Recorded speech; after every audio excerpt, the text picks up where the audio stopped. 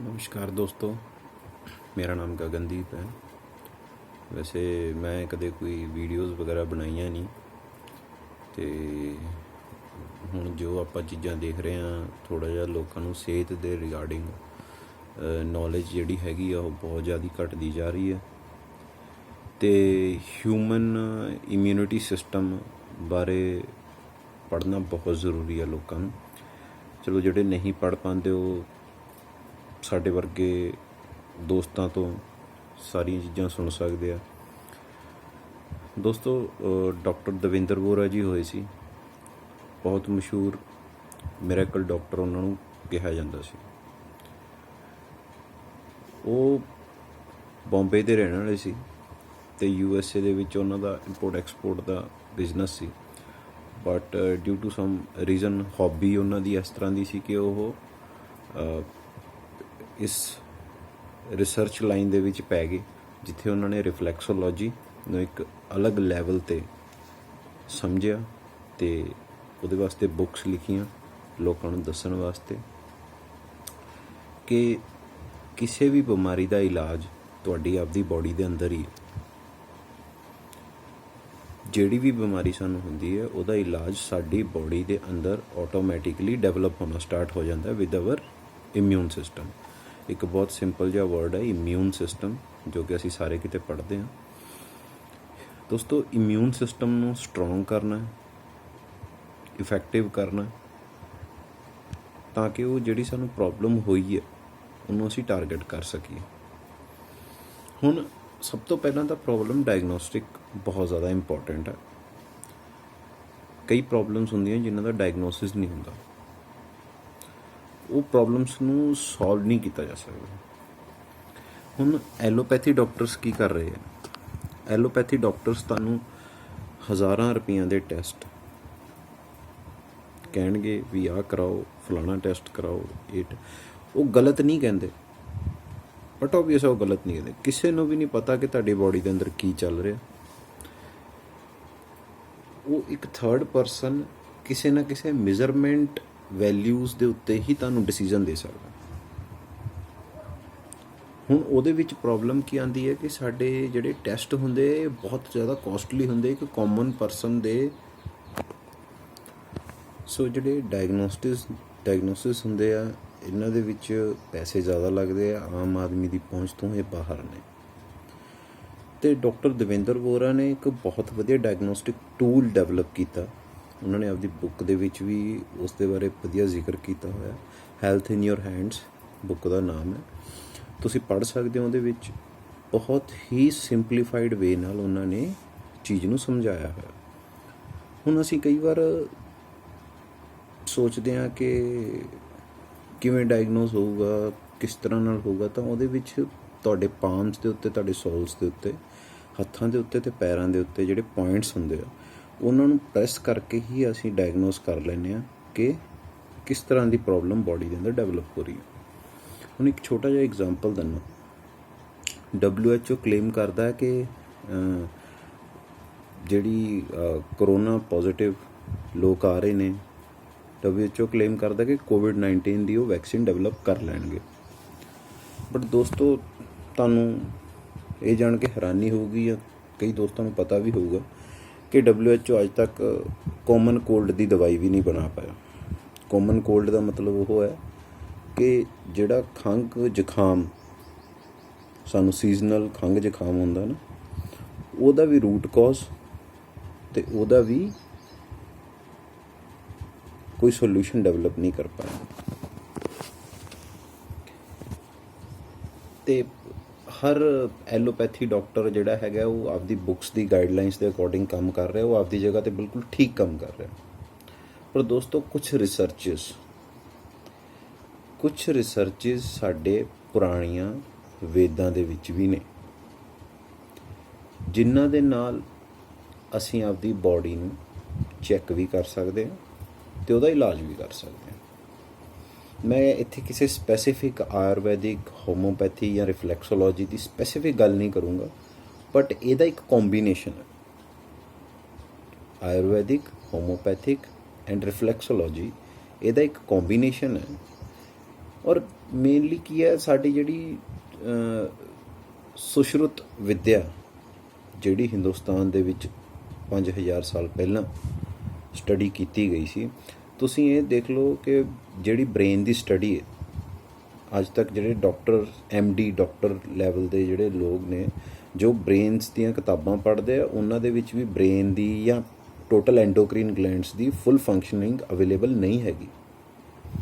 But ਸੁਸ਼ਰੁਤ ਵਿੱਦਿਆ ਦੇ ਵਿੱਚ ਐਂਡੋਕਰੀਨ ਗਲੈਂਡਸ ਦੇ ਸਾਈਕਿਕ ਇਫੈਕਟਸ, ਉਹਦੇ ਕਿਸ ਤਰ੍ਹਾਂ ਦੇ ਉਸ 'ਤੇ ਐਂਜ਼ਾਈਮਸ ਹੈ, ਕਿਸ ਤਰ੍ਹਾਂ ਦੀ ਬੋਡੀ ਪ੍ਰੋਪਰਟੀਜ਼ ਦੇ ਉੱਤੇ ਉਹ ਇੰਪੈਕਟ ਕਰਦੇ ਆ, ਕਿਸ ਤਰ੍ਹਾਂ ਦੇ ਹਾਰਮੋਨ ਰਿਲੀਜ਼ ਕਰਦੇ ਆ ਬੋਡੀ ਦੇ ਵਿੱਚ, ਕਿਸ ਟਾਈਮ ਦੇ ਉੱਤੇ ਕੀ ਇਫੈਕਟ ਹੁੰਦਾ ਹੈ ਅਤੇ ਉਹਦਾ ਕੀ ਰਿਜ਼ਲਟ ਕੱਢਦੇ ਆ, ਇੱਕ ਇੱਕ ਚੀਜ਼ ਔਰ ਮਾਈਂਡ ਬਾਰੇ ਇੱਕ ਇੱਕ ਚੀਜ਼ ਐਕਸਪਲੇਨਡ। ਅਤੇ ਡਾਕਟਰ ਦਵਿੰਦਰ ਵੋਰਾ ਨੂੰ ਇਹ ਇੰਡੀਆ ਦੇ ਵਿੱਚ ਆ ਕੇ ਕਲਿੱਕ ਹੋਇਆ ਸੀ ਕਿ ਉਹਨਾਂ ਨੇ ਇਹ ਫਰਦਰ ਸਟੱਡੀਜ਼ ਜਿਹੜੀਆਂ ਰਿਗਵੇਦ ਦੇ ਵਿੱਚੋਂ ਕਿਵੇਂ ਕਰਨੀਆਂ ਨੇ। ਹੁਣ ਜਿਹੜੀ ਮੇਨ ਉਹਨਾਂ ਨੇ ਉਪਲਬਧੀ ਪਾਈ ਸੀ ਆਪਦੀ ਲਾਈਫ ਦੇ ਵਿੱਚ, ਜੋ ਮੇਨ ਉਹਨਾਂ ਨੇ ਆਪਦੀ ਅਚੀਵਮੈਂਟਸ ਦੱਸੀਆਂ ਨੇ, cancer treatment, all type of cancers can be treated, AIDS, HIV, ਜੋ ਕਿ ਮੇਜਰ ਉਹਨਾਂ ਦੀ ਅਚੀਵਮੈਂਟਸ ਹੈਗੀਆਂ, ਉਹਨਾਂ ਦੇ ਵਿੱਚੋਂ ਇੱਕ ਨੇ। ਅਤੇ ਜਿਹੜੀਆਂ ਸਾਡੀਆਂ ਬਿਮਾਰੀਆਂ ਨੇ ਜਿਨ੍ਹਾਂ ਨੂੰ ਕਰੋਨਿਕਲ ਡਿਜ਼ੀਜ਼ਸ ਕਿਹਾ ਜਾਂਦਾ ਹੈ, ਜਿਵੇਂ ਡਾਇਬਟੀਜ਼ ਹੋ ਗਈ, ਉਹਨਾਂ ਨੇ ਆਪਦੀ ਬੁੱਕ ਦੇ ਵਿੱਚ ਐਗਜ਼ਾਮਪਲਸ ਵੀ ਦਿੱਤੀਆਂ ਹੋਈਆਂ ਅਤੇ ਉਹਨਾਂ ਨੇ ਟਰੀਟਮੈਂਟਸ ਵੀ ਦੱਸੇ ਹੋਏ ਨੇ ਅਤੇ ਉਹ ਟਰੀਟਮੈਂਟ ਸਕਸੈਸਫੁਲ ਹੋਏ ਨੇ। ਅਤੇ ਮੇਨਲੀ ਫਰੈਂਡਸ, ਤੁਸੀਂ ਇਹ ਸਮਝ ਲਓ ਕਿ ਤੁਹਾਡੀ ਬੋਡੀ ਨੂੰ 70 to 80% ਐਂਡੋਕਰੀਨ ਗਲੈਂਡਸ ਆਪਰੇਟ ਕਰਦੇ ਆ। ਐਂਡੋਕਰੀਨ ਗਲੈਂਡ ਸਾਡੀ ਬੋਡੀ ਦੇ ਅੰਦਰ ਹਾਰਮੋਨਸ ਅਤੇ ਐਂਜ਼ਾਈਮਸ ਰਿਲੀਜ਼ ਕਰਦੇ ਆ as per the situation and environment. ਸਾਡੇ ਅਰਾਊਂਡ ਜਿਹੜਾ ਇਨਵਾਇਰਮੈਂਟ ਹੈ, ਸਿਚੁਏਸ਼ਨ ਹੈ, ਕਿਸ ਤਰ੍ਹਾਂ ਦਾ ਅਸੀਂ ਖਾਣਾ ਖਾ ਰਹੇ ਹਾਂ, ਕਿਸ ਤਰ੍ਹਾਂ ਦਾ ਅਸੀਂ ਇਨਵਾਇਰਮੈਂਟ ਕਿਸ ਤਰ੍ਹਾਂ ਦੇ 'ਚ ਘੁੰਮ ਰਹੇ ਹਾਂ, ਕਿਸ ਤਰ੍ਹਾਂ ਦੇ ਸਾਡੇ ਆਸ-ਪਾਸ ਸਾਈਕਿਕ ਕੰਡੀਸ਼ਨਸ ਕੀ ਨੇ, ਤੁਹਾਨੂੰ ਸਟ੍ਰੈਸ ਜ਼ਿਆਦਾ ਹੋ ਰਿਹਾ ਜਾਂ ਤੁਹਾਨੂੰ ਰੋਣਾ ਆ ਰਿਹਾ ਜਾਂ ਤੁਸੀਂ ਬਹੁਤ ਜ਼ਿਆਦਾ ਖੁਸ਼ ਹੋ। ਸਾਡੇ ਜਿਹੜੇ ਐਂਡੋਕਰੀਨ ਗਲੈਂਡਸ ਹੈਗੇ ਆ, ਉਹ ਇਹ ਸਾਰੀ ਫੰਕਸ਼ਨਿੰਗ ਨੂੰ ਕੰਟਰੋਲ ਕਰਦੇ ਆ। ਪੀਨੀਅਲ, ਪਿਚੁਟਰੀ ਗਲੈਂਡ, ਸਾਡੇ ਲਿੰਫੈਟਿਕ ਗਲੈਂਡਸ ਜਿਹੜੇ ਨੇ, ਥਾਇਰਾਇਡ, ਪੈਰਾਥਾਇਰਾਇਡ, ਹੋਰ ਵੀ ਬਹੁਤ, ਐਡਰੀਨਲ ਗਲੈਂਡ, ਸਾਡੇ ਪੈਨਕ੍ਰੀਆਜ਼, ਅਤੇ ਸਾਡੇ ਜਿਹੜੇ ਮੂਲਧਾਰ ਸੈਕਸ਼ੁਅਲ ਗਲੈਂਡਸ, ਅਤੇ ਇਹਨਾਂ ਨੂੰ ਸਾਰੇ ਗਲੈਂਡਸ ਨੂੰ ਸਾਡੀ ਬੋਡੀ ਦੇ 7 ਚੱਕਰਸ ਦੇ ਨਾਲ ਕੰਪੇਅਰ ਕੀਤਾ ਹੋਇਆ। 7 chakras in our body are relevant to the endocrine glands. ਕਿਉਂਕਿ ਪੁਰਾਣੇ ਜ਼ਮਾਨੇ ਦੇ ਵਿੱਚ ਹੁਣ ਅੰਗਰੇਜ਼ੀ ਨਾਮ ਤਾਂ ਹੁੰਦੇ ਨਹੀਂ ਸੀ, ਉਹਨਾਂ ਨੇ ਅਕੋਰਡਿੰਗਲੀ ਸਟੱਡੀਜ਼ ਦੇ ਵਿੱਚ ਇਹ ਚੀਜ਼ਾਂ ਦੱਸੀਆਂ ਹੋਈਆਂ ਕਿ ਜਿਹੜੇ ਸਾਡੇ 7 ਚੱਕਰ ਨੇ ਬੋਡੀ ਦੇ, ਜਿਹੜੇ ਸਾਡੇ 7 ਚੱਕਰ ਨੇ ਬੋਡੀ ਦੇ, ਉਹ ਕਿਸ ਕਿਸ ਚੀਜ਼ ਦੇ ਨਾਲ ਕਨੈਕਟਡ ਨੇ, ਕਿਹੜੇ ਕਿਹੜੇ ਬੋਡੀ ਔਰਗਨਸ ਨੂੰ ਆਪਰੇਟ ਕਰਦੇ ਨੇ, ਅਤੇ ਕਿਹੜੀ ਕਿਹੜੀ ਸਮੇਂ ਦੇ ਉੱਤੇ ਕਿਹੜੇ ਕਿਹੜੇ ਚੀਜ਼ਾਂ ਉਹਨਾਂ ਦੇ ਵਿੱਚੋਂ ਰਿਲੀਜ਼ ਹੁੰਦੀਆਂ। ਹਰ ਚੀਜ਼ ਦੀ ਡਿਟੇਲ ਉਹਨਾਂ ਨੇ ਦੱਸੀ ਹੋਈ ਹੈ। ਜਦੋਂ ਕਹਿੰਦੇ ਨੇ ਵੀ ਯੋਗੀ ਭਗਤੀ ਕਰਦੇ ਹੈ ਆਪਦੇ ਚੱਕਰ ਉਜਾਗਰ ਕਰਨ ਵਾਸਤੇ, ਦੈਟ ਸਾਇੰਟੀਫਿਕਲੀ ਦੈਟ ਮੀਨਸ ਕਿ ਤੁਸੀਂ ਆਪਦੀ ਬੋਡੀ ਨੂੰ ਰਹਿਣ ਲਾਇਕ ਬਣਾ ਰਹੇ ਹੋ, ਪਰਫੈਕਟ ਬਣਾ ਰਹੇ ਹੋ। ਸਾਡੀ ਬੋਡੀ ਅੰਦਰੋਂ ਪਿਓਰ ਹੈ। ਜਦੋਂ ਕਹਿੰਦੇ ਵੀ ਪਿਓਰ ਹੈ ਸਾਡੀ ਬੋਡੀ, ਅਸੀਂ ਚੱਕਰ ਜਾਗਰਤ ਕਰ ਲਿਆ ਆਪਦੇ, ਚੱਕਰ ਜਾਗਰਤ ਕਰ ਲਿਆ ਆਪਦੇ, ਉਹ ਜਿਹੜੇ ਚੱਕਰ ਜਾਗਰਤ ਕਰਨੇ, that means you are purifying your body. ਤੁਸੀਂ ਆਪਦੀ ਬੋਡੀ ਦੇ ਅੰਦਰ ਕੁਛ ਵੀ ਗੰਦਮੰਦ ਨਹੀਂ ਖਾ ਰਹੇ, ਕੁਛ ਗਲਤ ਚੀਜ਼ਾਂ ਨਹੀਂ ਪੀ ਰਹੇ, ਤੁਹਾਡੀ ਬੋਡੀ ਦੇ ਔਰਗਨਸ 100% ਸੈਟਿਸਫੈਕਟਰੀ ਕੰਮ ਕਰ ਰਹੇ ਨੇ, ਤੁਸੀਂ ਉਹਨਾਂ ਦਾ ਧਿਆਨ ਰੱਖ ਰਹੇ ਹੋ। That is the only meaning of your ਚੱਕਰ ਜਾਗ੍ਰਿਤੀ। ਹੁਣ ਦੋਸਤੋ, ਜਿਹੜੇ ਯੋਗੀਜ਼ ਹੁੰਦੇ ਸੀਗੇ ਪਹਿਲਾਂ, ਜੋ ਕਿ ਇਹਨਾਂ ਚੱਕਰਸ ਦੇ ਉੱਤੇ ਕੰਮ ਕਰਦੇ ਸੀਗੇ, ਉਹਨਾਂ ਤੋਂ ਹੀ ਰੈਫਰੈਂਸਿਸ ਲਿੱਤੇ ਗਏ। ਇਸ ਬੁੱਕ ਦੇ ਅੰਦਰ ਬਹੁਤ ਵਧੀਆ ਤਰੀਕੇ ਨਾਲ ਚੀਜ਼ਾਂ ਦੱਸੀਆਂ, ਆਸਨ ਦੱਸੇ ਹੋਏ ਨੇ। There are different type of therapies like naturotherapy, light therapy, urine therapy, acupressure therapy, Ayurvedic therapy, homeopathic therapy, biochemic salts ਜਿਹੜੇ ਯੂਜ਼ ਕਰਨੇ ਆ, ਕਿਹੜੇ ਕਿਹੜੇ ਟਾਈਮ 'ਤੇ ਕੀ ਕੀ ਯੂਜ਼ ਕਰਨਾ, ਉਹ ਸਾਰਾ ਕੁਝ ਦੱਸਿਆ ਹੋਇਆ। ਅਤੇ ਮੇਨਲੀ ਮਤਲਬ ਇੱਕ ਬਹੁਤ ਹੀ ਇਫੈਕਟਿਵ ਵੇ ਨਾਲ ਇਸ ਚੀਜ਼ ਨੂੰ ਲਿਖਿਆ ਵੀ ਗਿਆ ਉਹਦੇ ਅੰਦਰ, ਜਿਹੜਾ ਕਿ ਬਹੁਤ ਸਿੰਪਲ ਲੈਂਗੁਏਜ ਕੋਈ ਵੀ ਕਾਮਨ ਪਰਸਨ ਸਮਝ ਸਕਦਾ। ਹੁਣ ਇੱਕ ਕਾਮਨ ਕੋਲਡ ਦੀ ਆਪਾਂ ਗੱਲ ਕਰ ਰਹੇ ਸੀਗੇ। ਕਾਮਨ ਕੋਲਡ ਦੋਸਤੋ ਦੋ ਤਰੀਕੇ ਨਾਲ ਹੁੰਦਾ। ਇੱਕ ਹੁੰਦਾ excess heat in your body, ਇੱਕ ਹੁੰਦਾ ਜੈਨੂਅਨ ਕੋਲਡ।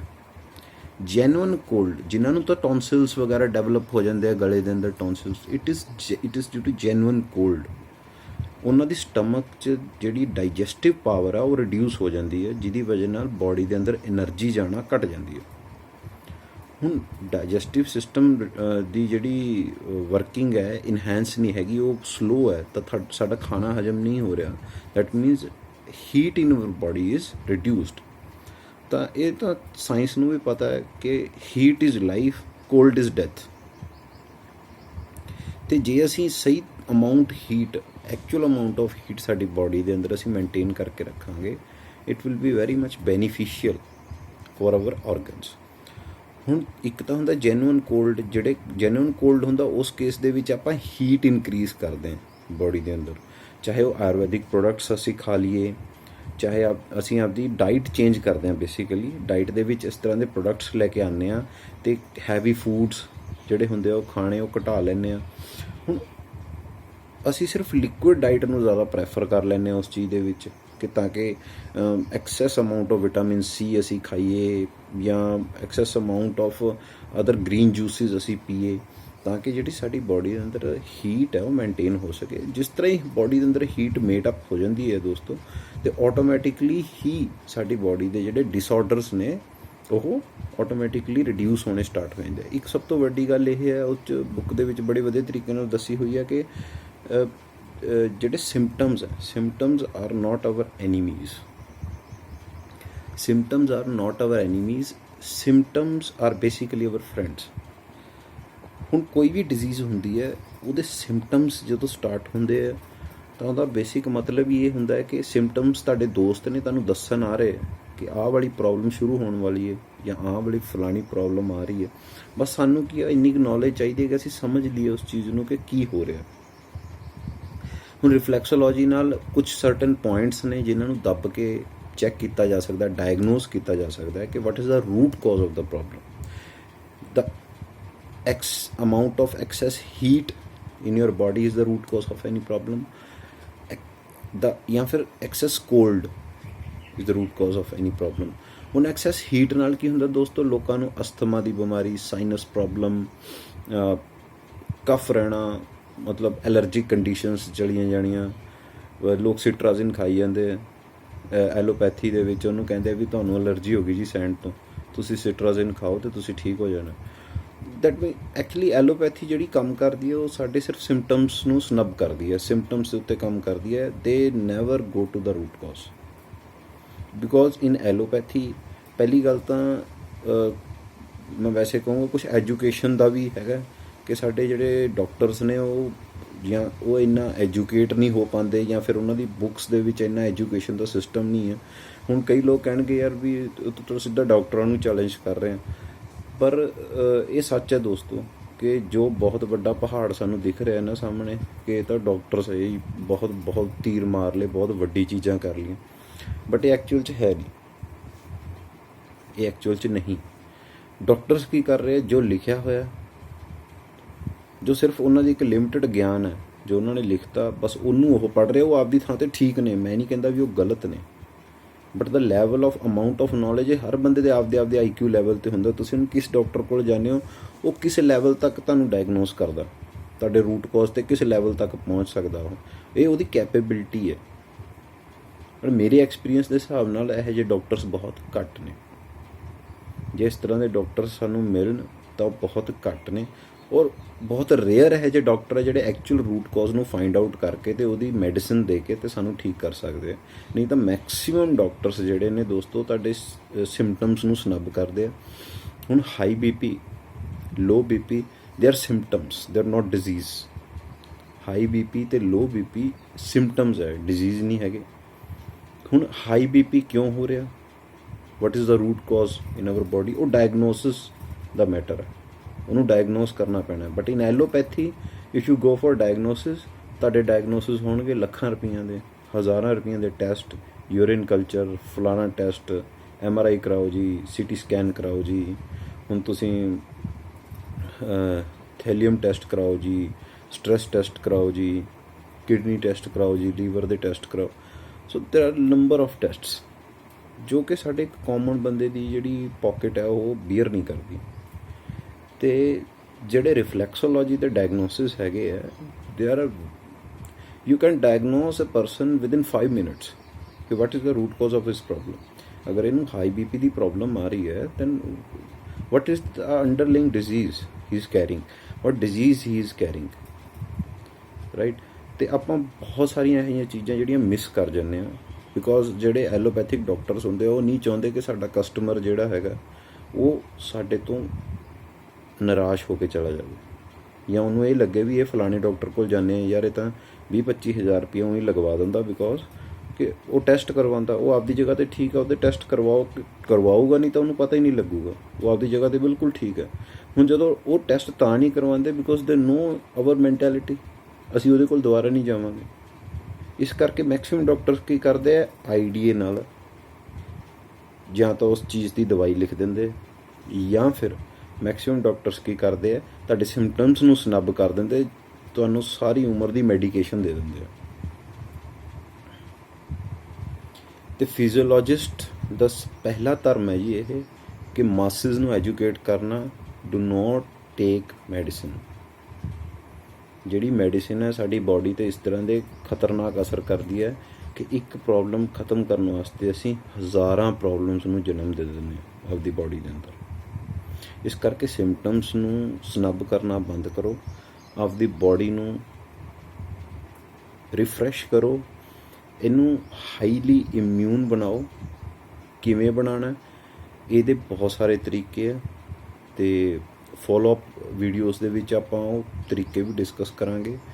ਅਤੇ ਮੇਨਲੀ ਜਿਹੜੀ ਚੀਜ਼ਾਂ ਨੇ ਕਾਮਨ ਡਿਜ਼ੀਜ਼ਿਸ ਹੈਗੀਆਂ ਸਾਡੀਆਂ, ਕਿਤੇ ਪੇਨ ਹੋ ਰਹੀ ਹੈ ਜਾਂ ਪੇਨ ਮੈਨੇਜਮੈਂਟ ਵੀ ਅਸੀਂ ਸਿੱਖਾਂਗੇ।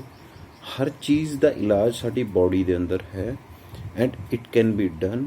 ਐਂਡ ਮੈਂ ਪਰਸਨਲੀ ਬਹੁਤ ਦੋਸਤਾਂ ਨਾਲ, ਰਿਸ਼ਤੇਦਾਰਾਂ ਦੇ ਉੱਤੇ ਇਹ ਚੀਜ਼ ਟਰਾਈ ਕੀਤੀ ਹੈ and it is very much effective. ਅਤੇ ਡਾਕਟਰ ਦਵਿੰਦਰ ਵੋਰਾ ਦਾ ਇੱਕ ਸੁਪਨਾ ਸੀਗਾ, ਉਹ ਕਹਿੰਦੇ ਸੀ ਵੀ health is in your hand.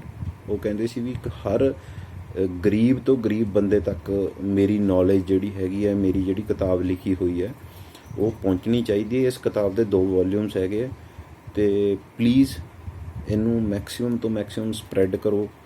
ਉਹ ਮਹਾਨ ਸ਼ਖਸੀਅਤ ਹੁਣ ਸਾਡੇ ਵਿੱਚ ਤਾਂ ਨਹੀਂ ਹੈਗੇ ਅੱਜ, ਬਟ ਉਹਨਾਂ ਦੀਆਂ ਲਿਖੀਆਂ ਹੋਈਆਂ ਚੀਜ਼ਾਂ ਬਹੁਤ ਕੰਮ ਆ ਸਕਦੀਆਂ ਇਸ ਦੁਨੀਆ ਦੇ। ਅਤੇ ਮੈਂ ਉਹਨਾਂ ਦੇ ਦੋਨੋਂ ਵੋਲੀਅਮਸ ਪੜ੍ਹੇ ਆ ਬੁੱਕਸ ਦੇ, ਅਤੇ ਇੱਕ ਵਾਰ ਨਹੀਂ ਬਹੁਤ ਵਾਰ ਪੜ੍ਹ ਲਏ। ਅਤੇ ਜਦੋਂ ਮੇਰੇ ਕਿਸੇ ਦੋਸਤ ਨੂੰ, ਰਿਸ਼ਤੇਦਾਰ ਨੂੰ, ਭੈਣ ਨੂੰ, ਭਰਾ ਨੂੰ, ਕਿਸੇ ਨੂੰ ਦਿੱਕਤ ਹੁੰਦੀ ਹੈ ਤਾਂ I always try to remember things. ਅਤੇ ਮੈਕਸੀਮਮ ਜੇ ਮੈਂ ਨਹੀਂ ਰਿਮੈਂਬਰ ਕਰ ਪਾਉਂਦਾ ਤਾਂ ਮੈਂ ਦੁਬਾਰਾ ਉਸ ਬੁੱਕ ਨੂੰ ਪੜ੍ਹਦਾ ਅਤੇ ਪ੍ਰੈਕਟਿਸ ਕਰਦਾ। Practice is the main thing. ਤੁਸੀਂ ਪ੍ਰੈਕਟਿਸ ਕਰੋ, ਰਿਫਲੈਕਸੋਲੋਜੀ ਦੀ ਪ੍ਰੈਕਟਿਸ ਕਰੋ, ਅਤੇ ਦੋਸਤੋ ਤੁਸੀਂ ਖੁਦ ਸਵਸਥ ਰਹੋਗੇ ਤਾਂ ਆਪਦਾ ਆਲਾ ਦੁਆਲਾ ਵੀ ਸਵਸਥ ਰੱਖੋਗੇ। ਜੇ ਆਪਾਂ ਖੁਦ ਸਵਸਥ ਰਹਿ ਕੇ ਆਪਣਾ ਆਲਾ ਦੁਆਲਾ ਸਵਸਥ ਰੱਖਾਂਗੇ ਤਾਂ ਸਾਡਾ ਦੇਸ਼ ਵੀ ਸਵਸਥ ਰਹੂਗਾ। ਜ਼ਰੂਰੀ ਨਹੀਂ ਹਜ਼ਾਰਾਂ ਰੁਪਈਆਂ ਦੇ ਪ੍ਰੋਟੀਨ ਖਾ ਕੇ ਜਾਂ ਹਜ਼ਾਰਾਂ ਰੁਪਈਆਂ ਦੇ ਸਪਲੀਮੈਂਟ ਖਾ ਕੇ ਹੀ ਅਸੀਂ ਸਵਸਥ ਰਹਿ ਸਕਦੇ ਹਾਂ। ਦੋਸਤੋ ਜਿਹੜੇ ਹਰੇ ਪੱਤੇ ਦੇ, ਜਿਹੜਾ ਹਰਾ ਪੱਤਾ ਤੁਸੀਂ ਡੇਲੀ ਦੇਖਦੇ ਹੋ ਨਾ ਤੁਰੇ ਜਾਂਦੇ ਦਰਖਤਾਂ 'ਤੇ ਲੱਗੇ ਹੈ, ਇਹ ਜਿੰਨਾ ਹਰਾ ਪੱਤਾ ਇਫੈਕਟਿਵ ਹੈ ਨਾ ਤੁਹਾਡੀ ਬੋਡੀ ਨੂੰ ਐਨਰਜੀ ਦੇਣ ਵਾਸਤੇ, ਓਨਾ ਕੋਈ ਸਪਲੀਮੈਂਟ ਇਫੈਕਟਿਵ ਨਹੀਂ ਹੈ। ਜਿਸ ਦਿਨ ਤੁਸੀਂ ਨੇਚਰ ਦੀ ਪਾਵਰ ਨੂੰ ਸਮਝ ਲਓਗੇ, ਤੁਸੀਂ ਇਹ ਬੁੱਕਸ ਨੂੰ ਸਮਝ ਲਓਗੇ, ਨੇਚਰ ਦੀ ਪਾਵਰ ਨੂੰ ਸਮਝ ਲਓਗੇ, you will feel different and you will feel ਕਿ ਇਹ ਜਿਹੜੀਆਂ ਇੰਟਰਨਲ ਚੀਜ਼ਾਂ ਸੀਗੀਆਂ, ਜਿਹੜੀਆਂ ਇਹ ਚੀਜ਼ਾਂ ਸਾਨੂੰ ਸਿਖਾਈਆਂ ਨਹੀਂ ਗਈਆਂ ਬੇਸਿਕਲੀ, ਮੈਂ ਇਹਨੂੰ ਸੀਕਰੇਟ ਨਹੀਂ ਕਹੂੰਗਾ, ਇਹ ਬਿਲਕੁਲ ਓਪਨ ਹੈ ਸਾਰਿਆਂ ਵਾਸਤੇ, ਪਰ ਸਾਡੀ ਐਜੂਕੇਸ਼ਨ ਸਿਸਟਮ ਸਾਡੇ ਇਸ ਤਰ੍ਹਾਂ ਦੇ ਹੈ ਕਿ ਸਾਨੂੰ ਇਹ ਚੀਜ਼ਾਂ ਪੜ੍ਹਾਈਆਂ ਨਹੀਂ ਜਾਂਦੀਆਂ। ਔਰ ਸਾਡੇ ਮਾਸਿਸ ਸੋਸ਼ਲ ਮੀਡੀਆ ਟੀਵੀ ਹਰ ਥਾਂ ਤੇ ਸਿਰਫ ਮਾਰਕੀਟਿੰਗ ਕੀਤੀ ਜਾਂਦੀ ਹੈ ਸਿੰਥੈਟਿਕ ਪ੍ਰੋਡਕਟਸ ਦੀ, ਜਿੱਥੋਂ ਲੋਕਾਂ ਨੂੰ ਪੈਸੇ ਬਣਨੇ। ਨੇਚਰ ਤੋਂ ਲੋਕਾਂ ਨੂੰ ਦੂਰ ਕੀਤਾ ਜਾਂਦਾ, ਨੇਚਰ ਬਾਰੇ ਲੋਕਾਂ ਨੂੰ ਨਹੀਂ ਦੱਸਿਆ ਜਾਂਦਾ। ਦੋਸਤੋ, ਮੰਨਦਾ ਇਸ ਚੀਜ਼ ਦੇ ਵਿੱਚ ਥੋੜ੍ਹੀ ਮਿਹਨਤ ਲੱਗਦੀ ਹੈ, ਮੰਨਦਾ ਇਸ ਗੱਲ ਨੂੰ, ਪਰ ਮਿਹਨਤ ਕਰਨ ਵਾਸਤੇ ਤਾਂ ਧਰਤੀ 'ਤੇ ਆਏ ਹਾਂ। ਜੇ ਤੁਸੀਂ ਕਰਮ ਹੀ ਨਹੀਂ ਕਰਨਾ, ਮਿਹਨਤ ਨਹੀਂ ਕਰਨੀ, ਫਿਰ ਤੁਹਾਡੇ ਜੀਣ ਦਾ ਵੀ ਕੋਈ ਫਾਇਦਾ ਨਹੀਂ। ਔਰ ਨੇਚਰ ਜਿਹੜੀ ਹੈਗੀ ਹੈ ਉਹ ਆਪਦੇ ਕੋਲ ਲੈ ਕੇ ਤੁਹਾਨੂੰ ਬਿਲਕੁਲ ਠੀਕ ਕਰ ਦਿੰਦੀ ਹੈ। 45 ਦਿਨ 90 ਦਿਨ, ਹੱਦ ਮਾਰ ਕੇ 120 ਦਿਨ ਤੁਸੀਂ ਦੁਨੀਆ ਤੋਂ ਹਟ ਕੇ ਨੇਚਰ ਕੋਲੇ ਆ ਜਾਓ। 1 ਮਹੀਨਾ ਹਰ ਸਾਲ ਜਾਂ 2 ਸਾਲ ਜਾਂ 3 ਸਾਲ ਬਾਅਦ ਆਪਦਾ ਇੱਕ ਰੂਟੀਨ ਬਣਾਓ ਅਤੇ ਨੇਚਰ ਨੇ ਤੁਹਾਨੂੰ ਆਟੋਮੈਟਿਕਲੀ ਕਿਉਰ ਕਰ ਦੇਣਾ। ਇਹ ਬਹੁਤ ਹੀ ਸਸਤੀ ਚੀਜ਼ ਹੈ ਦੋਸਤੋ, ਅਤੇ ਹਮੇਸ਼ਾ ਤੁਹਾਨੂੰ ਪੇ ਕਰੇਗੀ, ਰਿਸਪੈਕਟ ਦੇਗੀ। ਕਿਉਂਕਿ ਸਾਡੇ ਦੇਸ਼ 'ਚ ਇੰਨੇ ਅਮੀਰ ਲੋਕ ਨਹੀਂ ਹੈਗੇ ਜੋ ਕਿ ਹਰ ਥਾਂ ਦੇ ਉੱਤੇ ਟੈਸਟਾਂ ਨੂੰ, ਇਹਨਾਂ ਚੀਜ਼ਾਂ ਨੂੰ ਅਫੋਰਡ ਕਰ ਸਕਣ, ਅਤੇ ਇੰਸ਼ੋਰੈਂਸ ਕੰਪਨੀਆਂ ਇਹਨਾਂ ਚੀਜ਼ਾਂ ਦਾ ਫਾਇਦਾ ਚੱਕਦੀਆਂ। ਠੀਕ ਹੈ ਦੋਸਤੋ, ਫੋਲੋਅਪ ਵੀਡੀਓਜ਼ ਦੇ ਵਿੱਚ ਮਿਲਾਂਗੇ। ਅਲੱਗ ਤੋਂ ਅਲੱਗ ਇਮਿਊਨਿਟੀ ਸਿਸਟਮ ਅਤੇ ਕਾਮਨ ਡਿਜ਼ੀਜ਼ ਬਾਰੇ ਫੋਲੋਅਪ ਵੀਡੀਓਜ਼ ਦੇ ਵਿੱਚ ਆਪਾਂ ਡਿਸਕਸ ਕਰਾਂਗੇ। Thank you.